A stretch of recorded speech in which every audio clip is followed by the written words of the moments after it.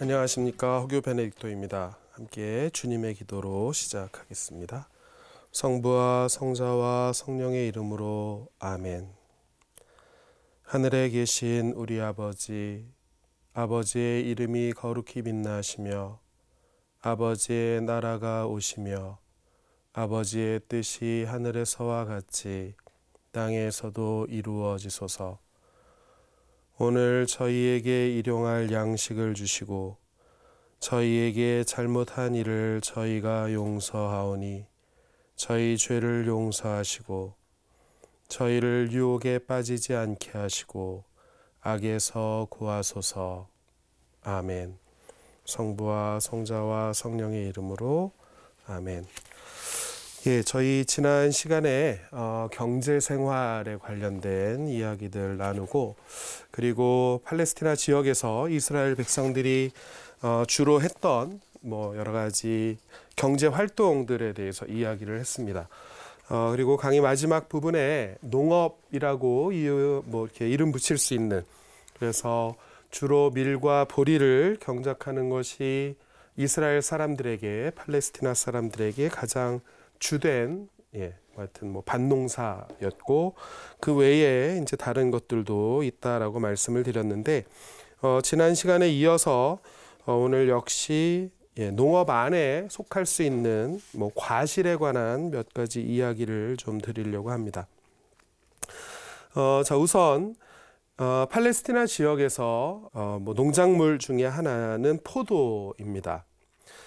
그래서 주로 그 팔레스티나에 5가지의 특별한 작물이 있다라고 지금도 이야기가 되는데, 그것은 포도, 무화과, 석류, 올리브, 그리고 꿀이라고 신명기 8장 8절에 보면 그렇게 표현이 되어 있습니다. 근데 여기서 포도주라고 하는 것은 이제 포도를 경작한다는 것을 나타내는 그런 표현이고요. 무화과, 석류, 올리브라고 하는 것은 많이들 다 알고 계실 거라고 생각합니다. 그리고 재미있는 것은 꿀이라고 하는 표현이 등장을 하는데, 지금도 이스라엘에 가시면은 쉽게 구할 수 있는 것 중에 하나는, 꿀이긴 꿀인데 이게 일반적으로 양봉을 해서 벌에 의해서 만들어진 그 벌꿀 같은 것이 아니라 대추야자 열매를 가지고 만든 꿀입니다. 그래서 여기서 말하는 꿀은 꿀이 하나의 우리 벌꿀 같은 그런 것을 양봉을 했다라는 의미가 아니라 대추야자를 길러서 그 과실을 가지고 꿀을 만들었다라고 생각을 하시면 될 것 같습니다. 자, 그래서 그 중에 포도라고 하는 것이 구약 성경뿐만 아니라 신약 성경 안에서도 상당히 많이 등장을 합니다. 자, 우선 포도에 대해서 가장 처음 언급되는 구절은 민수기 13장에 나오는 내용입니다. 이 민수기 13장은 어떤 부분이냐 하면, 이집트를 탈출한 이스라엘 사람들이 광야를 계속 지나서 이제 하느님이 약속해 준 젖과 꿀이 흐른다고 하는 그 가나안 땅, 이제 목전까지 이르는 그런 장면입니다. 그래서 이 가나안 땅에 들어가기에 앞서서 먼저 정찰대를 보내서 이 가나안 땅 안에 어떤 사람들이 살고 있고, 또 이 땅이 어떤 땅인지, 어떤 작물들이 자라고 있고, 어떤 농사를 짓고, 또 사람들은 어떻게 살아가는지 그런 것들을 정찰하고 돌아와서 이야기를 나누는 그런 대목입니다. 근데 거기에 이런 표현이 등장을 합니다. 그렇게 가나안 땅을 정찰하기 위해서 갔던 일부의 사람들은 포도송이 하나가 달린 가지를 잘라가지고 2사람이 막대기에 꿰어서 그것을 둘러매고, 그리고 이 포도송이뿐만 아니라 석류와 무화과도 따서 가지고 왔다라고 표현을 합니다. 그래서 여기에도 이미 포도, 석류, 무화과라고 하는 이런 작물들이 그 당시에 이미 가나안 땅에서, 그러니까 팔레스티나 지역에서 자라던 그런 농작물로 그렇게 표현이 되어 있고, 이것이 지금도 유효한, 지금도 마찬가지로 이스라엘의 특산물이라고 일컬을 수 있는 그런 작물들입니다. 그래서 여기서 포도는 우리나라에서 키워서 이렇게 저희가 먹기 위한 포도가 아니라 키워서 포도주를 담그는 데 사용하는 그런 포도송이라고 생각을 하시면 좋을 것 같습니다. 또 이 포도라고 하는 것은 이렇게 가나안 땅을 특징 짓는 하나의 상징처럼 지금도 사용이 되기도 하지만 또 이 포도는 성경 안에서 다른 여러 가지 의미로도 사용이 됩니다. 자, 우선 포도는 아마도 그 포도 송이를 보면 그 포도 알이 굉장히 이렇게 많이 붙어 있죠. 그래서 그런 모습에서 사람들은 포도를 가지고 풍성함을 나타내는 상징으로 사용을 했던 것 같습니다. 그래서 이 가나안 땅에서 가지고 온 이 포도 송이가 너무나 커서 한 사람이 들고 올 수 없을 정도의, 그래서 두 사람이 막대기에 그것을 꿰어서 들고 올 정도로 큰 포도송이였고, 다른 말로 하면 거기에는 많은 포도알이 달려 있었다라는 의미이기도 합니다. 그래서 이것은 포도가 가나안 땅에서 자라고 있습니다라는 것을 알려주는 내용이면서도 다른 한편으로는 가나안 땅이 굉장히 좋은 그런 작물을 내는 비옥한 땅이다라는 것을 알려주는 그런 상징적인 의미도 가지고 있습니다.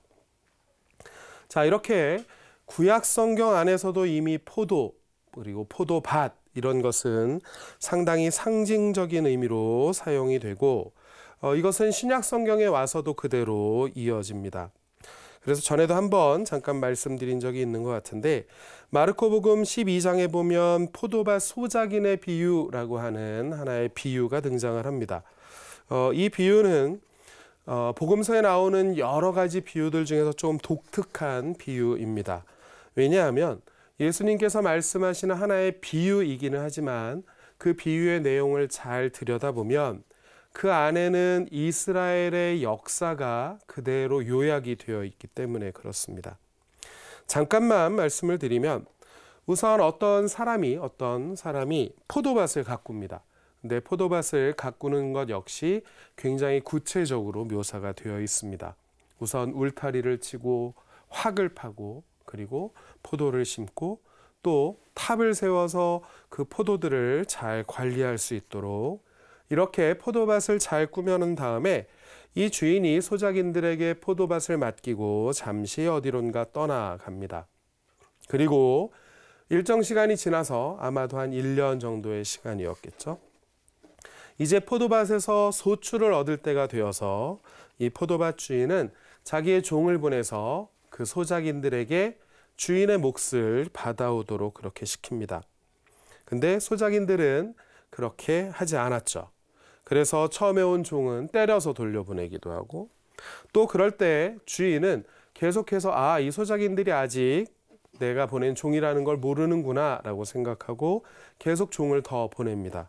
근데 소작인들은 종이 계속해서 올 때마다 점점 더 악한 모습으로만 드러나죠. 그래서 때리기도 하고 돌을 던지기도 하고 결국 반쯤 죽여서 이렇게 소작인들을 돌려보내기도 합니다. 그러자 이 주인은 이제 종을 보내면 이들이 잘 알아보질 못하니 내 아들을 보내야 되겠다라고 생각을 하고 자신의 아들을 이 소작인들에게 보내죠. 그러자 이 소작인들은 저 사람이야말로 저 아들이야말로 주인의 상속자이니 저희를 죽이고 우리가 이 포도밭을 차지하자 이렇게 결탁을 하고 그 아들마저 죽입니다. 이것이 비유 내용의 전부입니다. 그래서 그것을 알고 화가 난 주인은 이 소작인들에게 포도밭을 뺏어서 다른 사람에게 맡길 것이다 라는 것이 이 비유의 내용인데 이 비유 안에서 등장하는 여러 인물들 또 비유 안에서 배경이 되는 여러 요소들은 실제적으로 이스라엘 역사 안에서 일어났던 내용들을 상징적으로 표현해 줍니다. 포도밭을 만든 주인은 하느님을 나타내는 상징이고 여기서 포도밭은 이스라엘 백성을 의미합니다. 그래서 하느님의 백성을 의미하는 것이 포도밭이고 이 소작인들, 이 밭을 지금 일구고 여기서 포도를 키우고 있는 이 소작인들은 종교 지도자들을 의미하는 상징으로 볼 수 있습니다. 그리고 주인이 계속해서 보냈던 자신의 종들은 구약 성경에서 백성들의 회개를 위해서 또 종교 지도자들의 회개를 위해서 지속해서 보냈던 예언자들을 나타내는 상징이고, 마지막에 자신의 아들을 보냈다라고 하는 것은 예수님을 나타내는 그런 상징입니다. 자, 그래서 이미 구약 성경에서부터 포도밭이라고 하는 것은 풍성함을 나타내는 자연적인 상징이기도 했지만, 또 성경 안에서 보면 하느님의 백성을, 하느님을 믿고 따르는 사람들을 나타내는 상징으로도 사용이 되었습니다. 그런 내용을 마르코복음 12장에서 어렵지 않게 찾아볼 수 있습니다. 또 지난 시간에도 잠깐 말씀드렸던 것 같아요. 화폐 이야기하면서, 그래서 한 데나리온이 왜 일일 노동자의 하루 임금으로 적당한 것인지를 저희가 이야기할 때 보통 마테오복음 20장에 나오는 선원 포도밭 주인의 비유를 든다라고 말씀드렸습니다. 그래서 여러 번 하루가 끝날 때에도 장터에 가서 일거리를 찾지 못한 사람을 불러서 일을 시키고, 처음에 온 사람이나 나중에 온 사람이나 똑같은 한 데나리온을 지불하는, 똑같은 은총을 주시는 그런 하느님의 모습을 표현한 비유이고, 그런 내용을 마테오복음 20장에서 찾아볼 수 있습니다. 자, 그 다음에 또 한 가지 포도 또는 포도밭 이런 것과 관련된 비유는 요한복음 15장에 나오는 포도나무의 비유입니다. 여기서는 일반적으로 구약 성경이나 공관복음에 나오는 그런 내용들과는 조금 달리 포도나무는 예수님으로 표현이 되고, 지금 예수님을 믿고 하느님을 따르는 사람들은 그 포도나무에 붙어있는 가지들로 표현이 됩니다. 그래서 포도나무가 열매를 맺기 위해서는 당연히 가지들이 나무 기둥에 잘 달려 있어야 하는 것처럼, 신앙인들 역시 예수님과 함께 머물러 있을 때에만 그런 선한 열매를 맺을 수 있다라는 것을 나타내주는 그런 비유가 요한복음 15장에 담겨 있는 포도나무의 비유입니다. 그래서 이 비유를 통해서 보면 이 안에서 저희가 찾을 수 있는 또 의미 중에 하나는, 예수님과 우리와의 관계는 그렇게 멀리 떨어져 있는 그런 관계가 아니라 함께 붙어 있는, 함께 일치되어 있는 그런 모습으로 드러납니다. 그래서 그런 비유 안에서도 이런 포도 또는 포도나무의 모습들을 찾아볼 수가 있고요. 또 한 가지 마지막으로 언급할 수 있는 것은 가나의 혼인잔치입니다. 지난번에 그 혼인잔치가 얼만큼 이스라엘 사람들에게 중요하고 성대한 잔치였는지 잠깐 말씀을 드리면서 이 가나의 혼인잔치 역시 언급을 했었습니다. 그래서 혼인잔치의 이미지 또는 그 혼인잔치에서 사람들이 맛있는 포도주를 마시고 흥에 겨워하는 그런 모습들이 전부 다 성경 안에서는 무엇을 나타내는 상징으로 사용이 되냐 하면, 풍요로움, 풍성함 이런 것을, 기쁨 이런 것을 나타내는 상징으로 사용이 됩니다. 그래서 이 카나의 혼인잔치, 첫 번째 예수님의 표징인 카나의 혼인잔치에서 예수님께서 물을 포도주로 바꾸어 주셨고, 이 혼인잔치라고 하는 것이 가지고 있는 하나의 이미지, 또 포도주라고 하는 것이 가지고 있는 그 이미지를 통해서 이 가나의 혼인잔치가 어떤 것을 나타내는 기적 또는 표징인지를 요한복음은 저희에게 이야기해 주는 것이죠. 그래서 이렇게 혼인잔치 또는 포도주, 이런 풍성함을 가지고 성경이 주로 이야기하는 것은 종말입니다. 이거 굉장히 역설적이긴 한데요.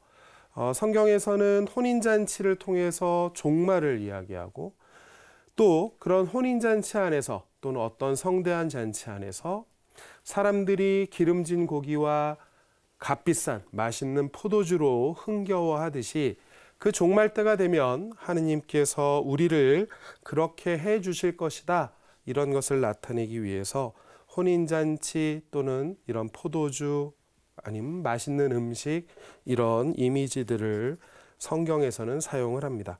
그래서 그런 상징은 구약 성경이나 신약 성경이나 거의 마찬가지입니다. 그래서 이런 모든 것들이 풍성함을 나타내고 그것이 종말이라고 하는 사람들이 어쩌면 조금 두려워할 수도 있는 그런 때와 연관이 되어 있고 그런 것을 성경은 반복해서 이야기를 해줍니다. 자, 그래서 이스라엘 안에서 사람들이 뭐 농사라고 그냥 흔하게 표현한다면 주로 빵을 만들 수 있는 그리고 주식이 될 수 있는 밀과 보리라고 하는 것이 그들의 주된 작물이었고 또 조금 그 지역에서만 날 수 있는 특산물 그런 작물이 있다면 아까 말씀드린 포도, 석류, 무화과, 올리브, 대추야자 이런 것이 가나안 땅을 특징 지을 수 있는 그런 작물이다라고 말씀드릴 수 있습니다. 그리고 그런 모습은 지금 이스라엘을 방문하셔도 어렵지 않게 찾아볼 수 있는 모습이기도 합니다. 자, 그 다음에 저희가 살펴볼 수 있는 또 다른 하나의 경제생활, 직업 중에 하나는 당연히 어부입니다. 자, 우선 어부들은 저희에게 성경을 통해서 굉장히 익숙한 인물들이죠. 그래서 특별히 이스라엘의 가나안의 팔레스티나의 지형을 생각해 본다면 거기에는 갈릴레아라고 하는 큰 담수호가 있고 또 이스라엘 서쪽 편으로는 지중해라고 하는 바다를 끼고 있습니다. 아마도 이 두 군데에서 가장 많은 어업들이 이루어졌을 것이다 라고 생각할 수 있습니다. 그 당시에 어부들은 아마 지금과 크게 다르지 않은 생활을 했던 것 같습니다. 그래서 실제로 그 모습들을 좀 살펴보면 예수님이 처음으로 불렀던 우리가 잘 알고 있는 베드로나 안드레아 또는 야고보와 요한 사도는 전부 다 어부였습니다. 그래서 예수님은 첫 제자들로 어부들을 부르게 되는 거죠. 그래서 갈릴레아 호수를 지나던 예수님께서 가장 먼저 베드로와 안드레아를 부르고 그리고 조금 더 가셔서 그물을 정리하고 있던 야고보와 요한 역시 따르라고 예수님께서 부르시죠. 그래서 베드로나 안드레아 또는 야고보와 요한은 서로 형제였고 예수님께서 부르시자 모든 것을 다 버리고 배나 그물이나 부모들을 그냥 그 자리에 남겨둔 채 예수님을 따라갔다라는 것이 예수님께서 첫 번째 제자들을 부르시는 모습에서 저희가 어렵지 않게 볼 수 있는 그런 내용입니다. 또 루카복음은 마테오복음이나 마르코복음이 전하는 것과는 조금 다르게 예수님께서 처음 제자들을 부르셨다라는 내용을 저희에게 전해줍니다. 그래서 루카복음 5장에 보시면 제자들이 베드로와 안드레아가 제자들이 물고기를 잡으러 밤을 샜지만 별로 소득이 없었고 아침에 예수님을 만나는 장면이 묘사가 되어 있습니다. 그래서 조금 더 깊은 데로 가서 그물을 쳐보아라 라는 예수님의 말씀을 듣고 마지못해서 가서 그물을 쳤는데 굉장히 많은 고기가 걸려들어서 그물이 찢어질 정도가 되었고 그래서 주위에서 일하고 있던 다른 어부들에게 도움을 청해서 그 그물을 모두 무트로 끌어올렸다라고 하는 내용이 담겨져 있습니다. 그래서 그냥 단순히 예수님께서 첫 제자들로 어부들을 부르셨다라는 내용보다는 루카복음에는 조금 더 이렇게 역동적으로 드라마틱하게 그렇게 묘사가 되어 있는 거죠. 그래서 여기서 보면 아마 어부들은 지금과 마찬가지로 경우에 따라서는 밤새서 고기를 잡기도 하고 또 경우에 따라서는 함께 협력해서 고기를 잡는 그런 모습들을 복음서 안에서 크게 어렵지 않게 찾아볼 수 있습니다. 자, 그래서 이 갈릴레아 호수는 그 당시에 어떤 역사적인 기록을 보면 근데 이 역사적인 기록이 아주 이렇게 다양하지는 않습니다. 특별히 플라비우스 요세푸스라고 하는 역사가가 남긴 기록 안에 보면 갈릴레아 호수의 이유를 이렇게 표현을 합니다. 갈릴레아 호수에는 온갖 종류의 맛있는 물고기들이 풍부했다라고 그렇게 기록을 해놓고 있는 것을 보면 아마도 당시의 사람들 역시 어렵지 않게 갈릴레아 호수에서 물고기를 낚아서 그것을 먹고 했던 것 같습니다. 예. 그래서 지금도 여러분들 이제 뭐 혹시 이스라엘을 순례하실 기회가 있으시면 지금도 순례객들이 가면 꼭 한 번씩 먹는 음식이 있습니다. 그게 바로 베드로 고기라는 물고기입니다. 실제로 예전에 베드로 사도가 또는 베드로 안드레아 사도가 잡았던 물고기가 그 물고기인지는 모르겠으나 전통적으로 이것이 베드로가 주로 잡았던 물고기다라고 전해지고 지금도 가시면 뭐 그런 베드로 물고기를 한번 보실 수 있는 또 드셔보실 수 있는 그런 기회가 있기도 합니다. 자, 그래서 이 어업이라고 하는 것은 지금도 마찬가지이지만 아무 데서나 할 수는 없죠. 그래서 큰 호수나 바다를 끼고 있을 때에만 가능한 것인데 팔레스티나의 지형을 보면 그런 것이 어렵지 않게 이루어질 수 있는 그런 환경을 가지고 있었고 그래서 특별히 복음서와 연관해서 이 어업이라고 하는 것 역시 당시에 주로 사용하던 주된 그런 경제 활동 중에 하나였을 것으로 생각할 수 있습니다. 또 이 갈릴레아 호수는 처음에 그 지형에 대해서 말씀드릴 때 잠깐 언급을 했었는데 이 갈릴레아 호수를 끼고 사람들이 보통 남과 북으로 여행을 할 수밖에 없는 지형을 가지고 있습니다. 그래서 가나안 땅을 팔레스티나 지역을 중심으로 북쪽에 있는 시리아를 가거나 아니면 북쪽에 있는 다른 나라를 갈 때도 또 남쪽에 있는 이집트를 방문할 때에도 팔레스티나 지역이 굉장히 많은 부분이 광야 지대이고 이렇게 물이 풍성한 곳이 많지 않기 때문에 갈릴레아 호수 주변은 꽤 많은 상인들이 들릴 수밖에 없었던 그리고 다른 사람들의 왕래가 잦을 수밖에 없었던 그런 지형이라고 설명이 됩니다. 그래서 그런 것을 보면 아마도 갈릴레아 호수 주변은 꽤 많은 사람들이 와서 먹고 자고 쉴 수 있는 그런 장소였고 그런 것을 감안해 본다면 당시의 어부들 역시 아주 어려운 생활은 하지 않았을 거다라고 추측해 볼 수 있습니다. 그래서 그 부분은 다음 시간 정도에 다시 한번 정리를 해 보도록 하겠습니다. 자, 이렇게 농사 짓는 것, 또 물고기 잡는 것 이런 것과 함께 살펴볼 수 있는 이스라엘 안에서의 가장 전통적인 경제 생활은 유목입니다. 왜냐하면 이스라엘 민족은 유목 민족 출신이기 때문에 그렇습니다.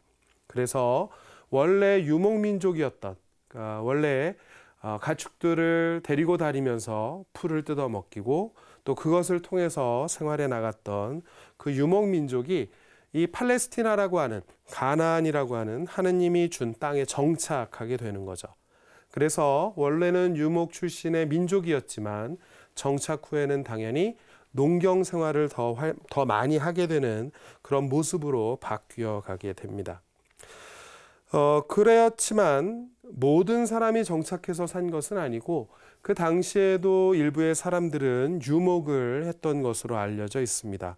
그리고 여전히 지금도 유다인들이 유목을 하지는 않지만 이스라엘 안에는 주로 베두인들을 중심으로 해서 여전히 유목 활동을 하고 있고 양과 염소를 주로 키우면서 그 가축들에서 나오는 이제 젖을 가지고 이제 뭐 치즈나 이런 것, 그러니까 유제품을 만들어서 판매를 하고 또 우리나라에서는 아주 이렇게 흔하게 또 쉽게 이렇게 먹지는 않는 고기인데 또 이스라엘 사람들이 좋아하는 고기 중에 하나는 양고기입니다. 그래서 양이나 염소는 그렇게 젖을 통해서 유제품을 만들기도 하고 또 고기를 팔기도 하고 또 당연히 그 가죽을 옷을 만들거나 아니면 집을 꾸미는 데 사용을 하기도 합니다.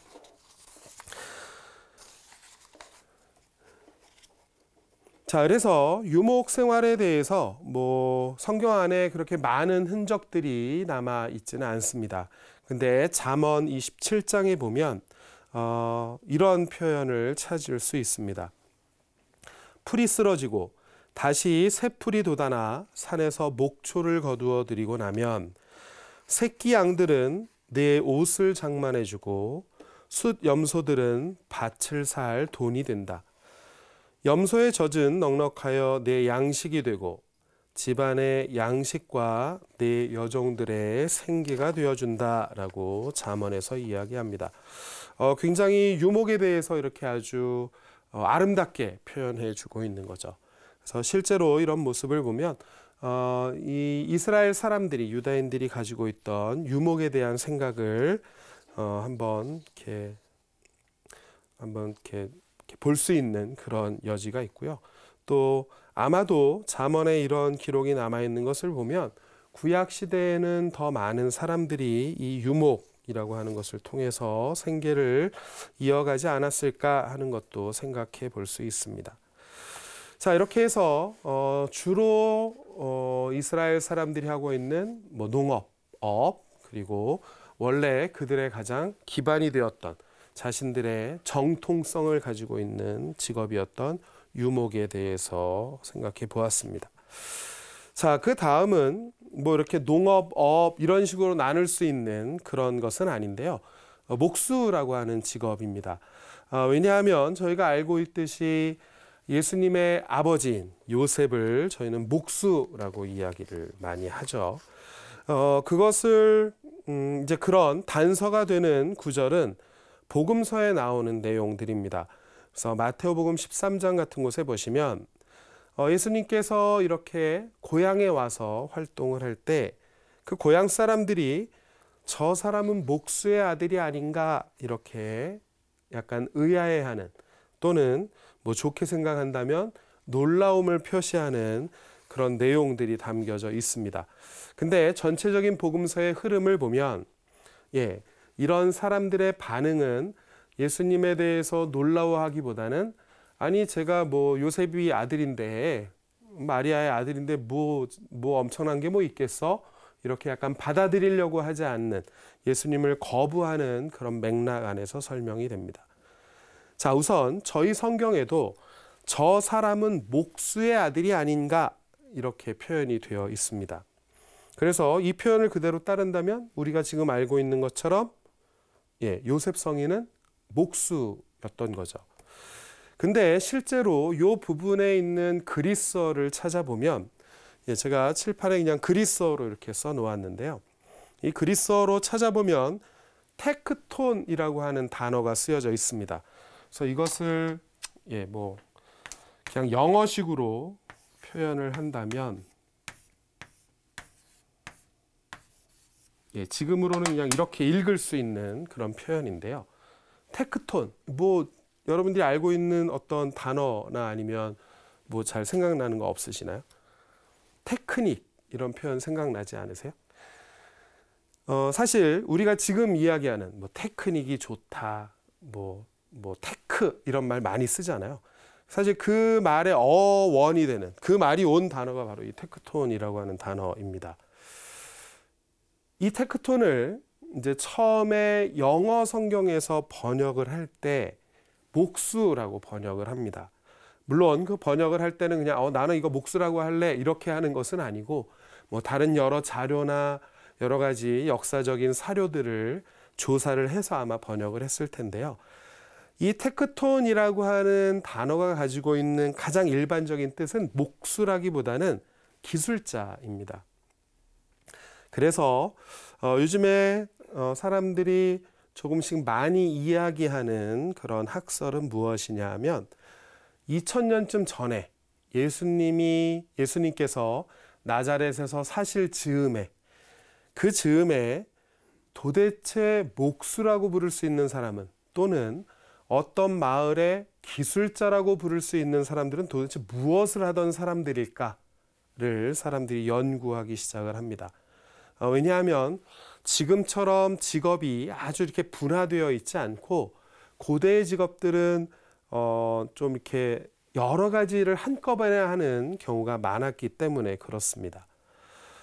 그래서 지금 일부의 사람들은 여기에 표현된 이 테크톤이라고 하는 이 표현을 목수가 아니라 그 당시에 필요한 여러 가지 일을 할 수 있는 건축, 지금으로 말한다면 건축 기술자와 비슷한 사람이 아니었을까라고 추측을 많이 합니다. 그 이야기는 뭐냐 하면 이런 거죠. 그 당시 예수님께서 나자렛에 사실 때 그 나자렛이라고 하는 동네는 그렇게 컸던 동네가 아닙니다. 거기 살고 있던 사람들도 아마도 한 200명 남짓 정도밖에 되지 않는 작은 마을이었을 텐데, 그 작은 마을에서 이스라엘 사람들이 살고 있는, 저희 지난번에 살펴보았던 가옥 구조나 이런 것을 생각해 보면 집을 질 때도 나무로 집을 짓지 않습니다. 집을 질 때도 주로 돌을 사용해서 집을 짓고, 또 집 안을 꾸밀 때도 그때 이제 나무나 여러 가지 물건들을 만들 때 나무를 쓰기도 하지만 나무만 가지고 집을 짓고 집 안을 꾸미고 이런 형태가 아니라는 거죠. 그래서 아마도 사람들은 여기서 말하는 테크톤은 꼭 목수라기보다 그 당시에 가정에서 필요한 어떤 집을 짓거나 집을 고치거나 아니면 농기구가 필요하거나 이런 것을 전부 다 하는 사람들을 아마 테크톤이라고 부르지 않았을까라고 추측하는 사람들이 많습니다. 그래서 전통적으로 저희는 지금도 목수라고 알고 있는데요. 모르토로 목수라면 틀립니까? 이런 의미는 아니고요. 이 목수라고 하는 표현이 조금 더 넓은 의미의, 그 당시에는 생활에 필요한 여러 가지 것들을 만드는 사람을 표현하는 그런 용어였을 가능성이 크다라고 보통 생각을 합니다.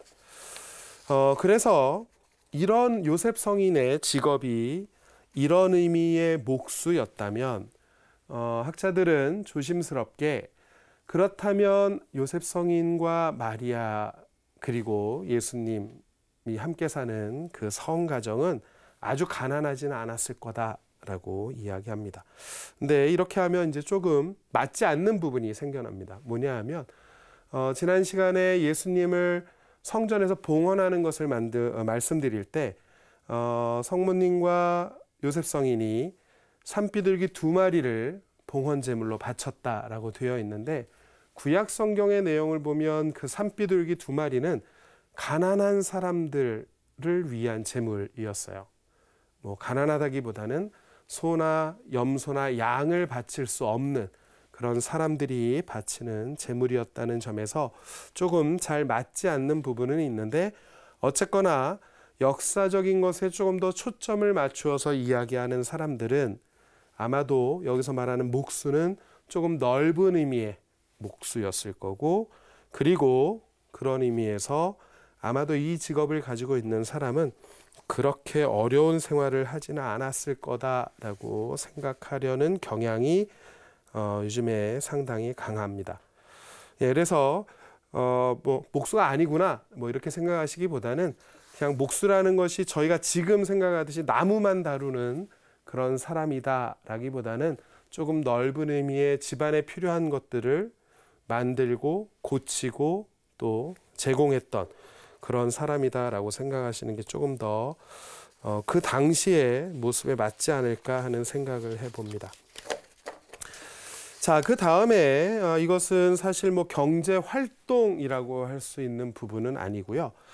제가 다음 시간에 여러분들에게 말씀드릴 것이 그 당시 예수님이 살고 계시던, 예수님이 살았던 그 시기에 사회든 어떤 식으로 되게 구성이 되어 있었을까, 또 어떤 사람이 흔히 말하는 상류층이었고, 또 어떤 사람들이 일반적인 소시민이었고, 또 가난한 사람들은 누구였는지 그런 것들을 조금 살펴보려고 하는데, 이 사회적 약자라고 하는 부분을 경제적인 쪽에 넣는 것이 맞을지, 또는 그렇게 사회 구조적인 것에 넣을 것이 맞을지 제가 좀 고민을 하다가 그냥 이 부분에 붙여서 하려고 합니다.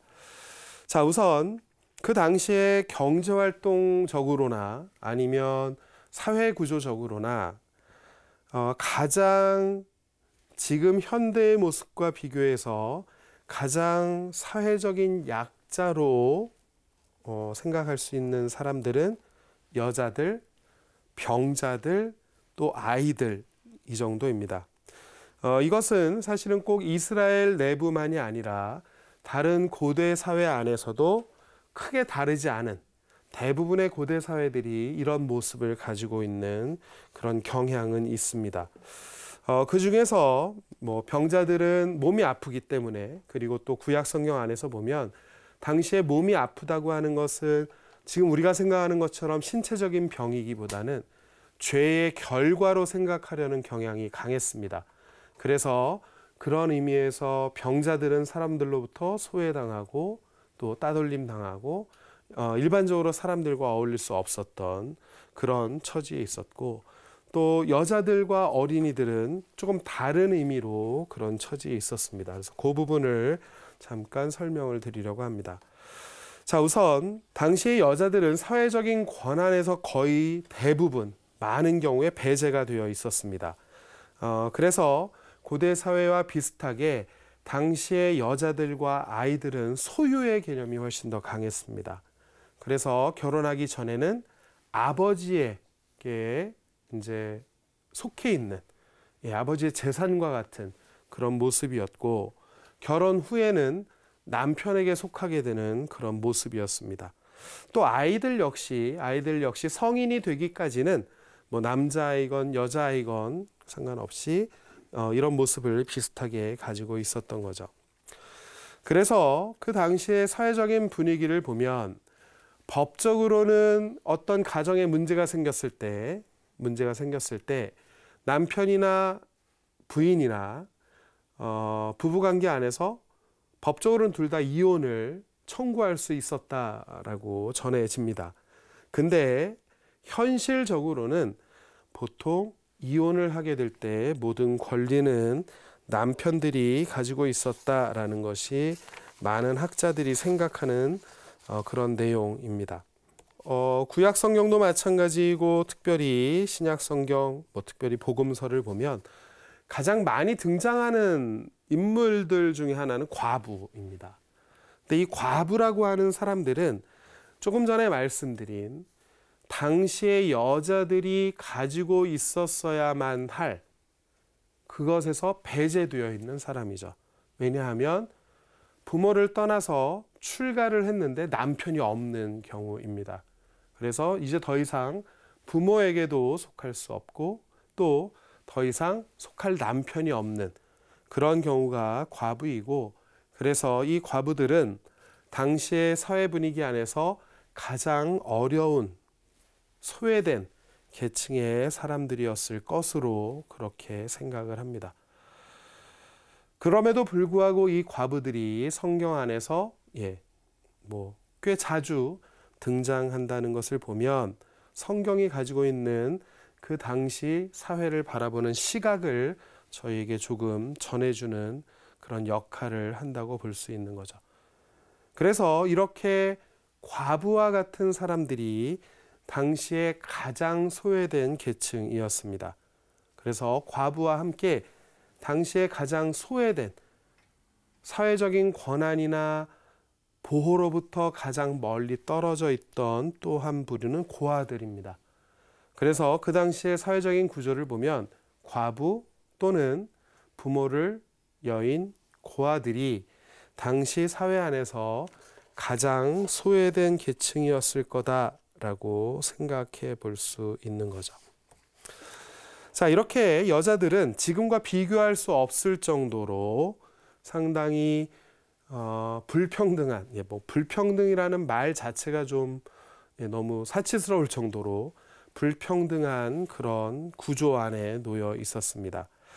근데 특별히 아까 과부도 마찬가지이고, 여자들에 대해서 성경은 굉장히 이례적으로 이야기하는 경우들이 많습니다. 그런 것을 보면 아마도 예수님 시대에 예수님께서 활동하실 때에 예수님이 여자들에 대해서 그 당시 사회적인 통념과는 조금 다르게 굉장한 많은 배려를 하셨던 게 아닐까라고 생각해 볼 수 있는 거죠. 자, 우선 가장 먼저 생각해 볼 수 있는 것은 마르코복음 15장에 나오는 내용입니다. 이제 복음서의 거의 마지막 부분에 예수님의 죽음을 이야기하는 부분인데, 예수님에게는 시중을 들며 함께 다니던 여자들이 있었다라고 마르코복음은 전합니다. 그래서 그 대표적인 예가 막달라 출신의 마리아 막달레나, 또 작은 야고보와 요새의 어머니인 마리아, 그리고 살로메, 이런 여인들을 언급을 합니다. 아마도 이들은 제자라고 명확하게 표현되어 있지는 않지만 예수님의 공생활 초반부터 예수님과 함께 다니면서 제자들과 비슷한 역할을 했던 그런 여인들로 생각할 수 있고, 이런 여인들이 예수님의 죽음과 함께 이름이 언급된다라고 하는 것은 굉장히 큰 의미가 있습니다. 왜냐하면 성경 안에서는 이름을 아무나 이렇게 막 언급하지 않거든요. 그래서 그런 것을 감안한다면 특별히 예수님을 시중들던 이런 여인들이 있었다라는 표현은 당시의 사회적인 시각에서 보면 굉장히 독특한, 좀 특별한 표현이 될 수 있습니다. 또 이것과 함께 예수님께서 우리에게 들려주었던 여러 가지 비유들을 보면 거기에 여자들이 중심이 되는, 여자들의 생활이 중심이 되는 비유들이 꽤 많이 있습니다. 한 여인이 집 안에서 10개의 미나를 갖고 있다 하나를 잃어버립니다. 그럼 등불을 켜고, 그 당시의 집들은 창이 많지 않은 구조였기 때문에 집안이 좀 어두컴컴했고, 이런데 등불을 켜고 이렇게 열심히 찾는 그런 모습들을 보면 그것은 가정생활 안에서 여자들의 생활에 중심이 맞추어져 있는 그런 비유입니다. 또 누룩의 비유. 빵을 구울 때 누룩을 넣고 그것을 부풀리는 그런 모습은 주로 부엌에서 이루어지는 것이고, 부엌은 전에 말씀드릴 때 여자들의 거의 전용 공간처럼 그렇게 이야기가 되는 공간이다라고 말씀을 드렸습니다. 그래서 이런 내용들을 보면 예수님은 그 당시에 그 여인들이 일상생활 안에서 어떻게 살아가는지, 또는 그들이 어떤 모습으로 생활하고 있는지, 이런 것들에 대해서 굉장히 많은 관심을 두셨던 것 같고, 그런 모습을 보면 당시 사회 통념과는, 사회적인 시각과는 조금 다른 시각으로 여자들을 바라보시고 그들을 당신의 활동에 참여시키셨다라고도 생각할 수 있습니다. 이런 예수님의 시각은 그대로 초대교회 안에서도 이어집니다. 그래서 초대교회 안에서 보면 남자와 여자는 거의 동등하게 표현이 됩니다.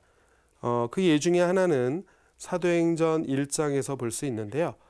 그들은 모두 여러 여자와 예수님의 어머니 마리아와 그 형제들과 함께 한 마음으로 기도하고 있었다라고 표현이 됩니다. 여기서 그들은 이제 제자들을 중심으로 이야기되는 것이고, 이런 것들을 보면 이미 초대교회가 시작되어서 예수님의 승천 이후에 초대교회가 시작되었고, 그 안에서는 남자나 여자나 이런 동등한 지위로 함께 언급이 되고 있다라는 점입니다. 자, 그 다음에 성령 강림을 나타내는 사도행전 2장 역시 모두 한 자리에 모여 있을 때에 성령 강림이 이루어졌다라고 이야기합니다. 그래서 여기서 말하는 모두는 누구를 지칭하는 것이냐? 당연히 제자들, 그리고 거기에는 성모님 마리아가 언급이 되고 있고요. 또 함께 기도하던 여자들, 또 그 자리에는 남자, 여자, 종들도 있었다라고 이렇게 표현이 됩니다.